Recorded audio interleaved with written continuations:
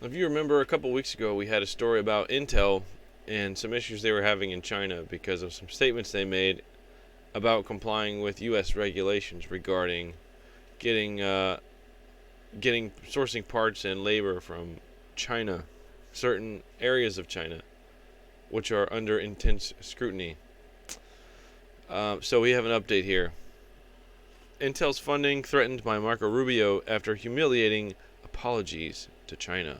Intel apologized for referencing forced labor in Xinjiang. U.S. Senator Marco Rubio has threatened the government funding of chipmaker Intel after the company made what Rubio described as humiliating apologies to China. Well, it's kind of hard to come to any other conclusion once you read their statement. I'm going to link the previous video down below, so you can go watch that previous one and kind of get a better backdrop of this. Intel issued apologies to its Chinese partners and Chinese public last December after it noted in a routine letter to suppliers that it would not use, quote, labor or source goods or services from the Xinjiang region, end quote. This stipulation is required by U.S. law as part of trading sanctions against China for its ongoing persecution of the Xinjiang region's Uyghur population, which the U.S. government has designated a genocide. Rightly so. Intel's letter to suppliers, though, went viral in China and caused a huge public backlash against the company. As first reported by The Verge last year, Intel not only issued a public apologies but also deleted all references to Xinjiang on its website. When asked about the deletion, Intel's senior director of corporate comms, William Moss, told The Verge, "We amended some language based on concerns from stakeholders to focus on broadly and globally applicable principles and policies consistent with our general practice." Wow, what a bunch of gobbledygook. That meant absolutely nothing. Wow. In response to Intel's actions, Rubio issued a statement on Monday. And here's Senator Marco Rubio's statement from Florida. Intel's cowardice is yet another predictable consequence of economic reliance on China. Instead of humiliating apologies and self-censorship, companies should move their supply chains to countries that do not use slave labor or commit genocide. That would be good. If companies like Intel continue to obscure the facts about U.S. law just to appease the Chinese Communist Party, then they should be ineligible for any funding under the CHIPS Act. End quote. The CHIPS Act is a reaction to the global shortage of semiconductors in the United States, dwindling ability to manufacture these vital components.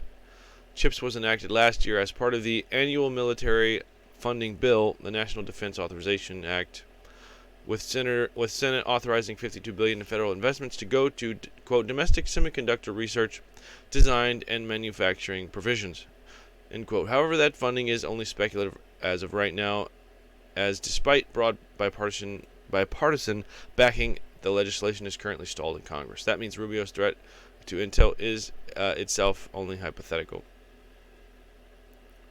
Wow. So they may not get any of that investment money for the U.S., but it's just I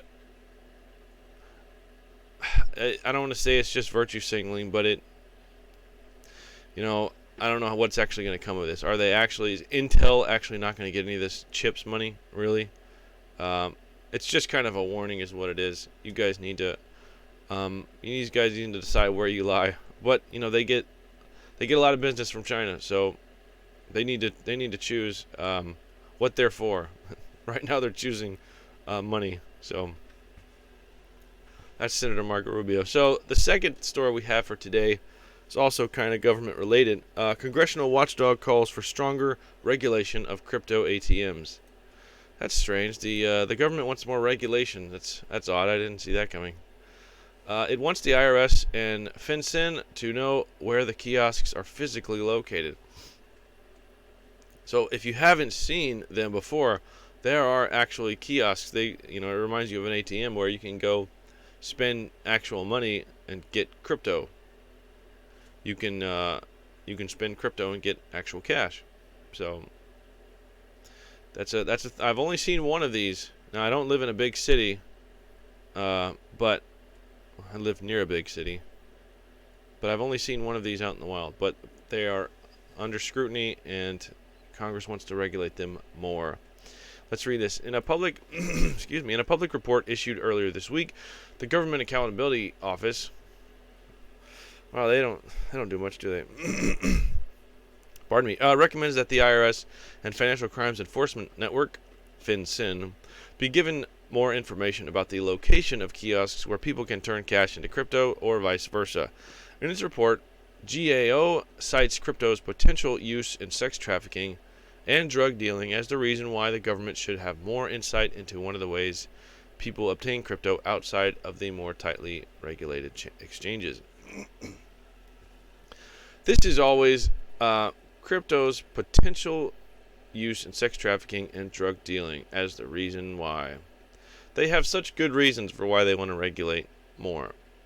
More power, more control. They have such good reasons. So well intended.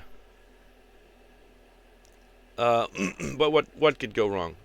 While kiosk operators already have to comply with several regulations, they have to register with FinCEN, keep transaction records, and collect extra information for transfers over $3,000. GAO argues that it's still hard for government agencies to get a complete picture. Not only does the government have to deal with people running unregistered kiosk operations, but registered operations aren't required to provide a list of locations where their kiosks are located. While they do have to give FinCEN access to detailed info about specific kiosks if the regulators request it, GAO says the lack of location info makes it difficult to target investigations into areas with higher risk of drug and human trafficking activity. I'm sure that's all this is about. They're just trying to do good. This report doesn't carry any legal force, but it is likely to be influential in Congress. GAO provides nonpartisan recommendations and information to Congress and other policymakers, often setting the tone for complex new topics like cryptocurrency. Lawmakers have had more extensive access to the report as well. The public version, okay, so you can go read the public version of the report.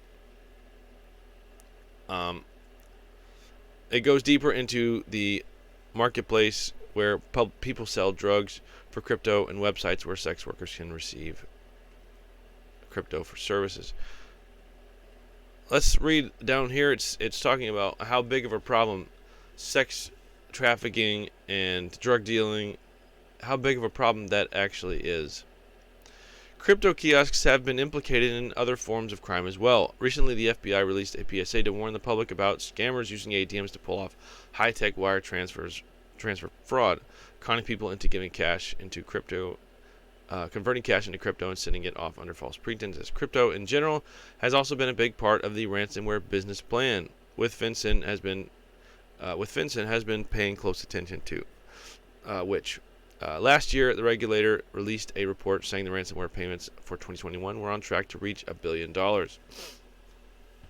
Now this is where they break down how much of a problem illegal activity actually is with crypto, and why I don't believe their statements about their good intentions for why this needs to happen.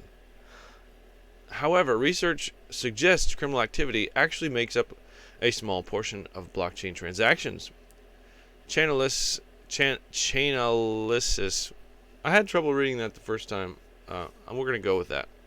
A blockchain analysis firm recently put out a report estimating that addresses tied to illegal activity only carried about 0.15% of 2021 blockchain transactions. As Reuters points out, that number is likely to go up as it continues to identify criminals' addresses, but it's a significant decrease from the percentage estimated of legal activity for 2021. That's probably because it's being used more legally. More and more people are getting into crypto, so the percentage that I think the general public is just increasing way more than any illegal activity. But still, obviously, these illegal activities aren't good, but it's 0.15%. Let's give the government way more control just for that. The report is coming at a time when the government appears to be ramping up enforcement on unlicensed Bitcoin purchases. Last year, federal agents raided several people who have operated Bitcoin vending machines in New Hampshire, accusing them of running unlicensed money transfer transmission business.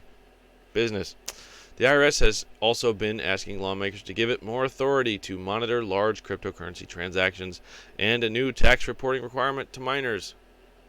That's Bitcoin miners, not children. It was bundled into the recent infrastructure bill. The crypto community has pushed back against many of these moves. Just this week, former Twitter CEO and Bitcoin fan Jack Dorsey proposed a legal fund to help defend Bitcoin developers against, quote, litigation and continued threats. So, Congress wants more power. They want the government to be able to reach into your pockets more taxes on crypto, more info on who's buying it, where they are. Big surprise there. That's your update for today. Thanks for watching. Stay tuned. Tomorrow we'll finish off the week. Appreciate it. Give us a thumbs up if you liked. If you watched this far, thanks, and have a good day.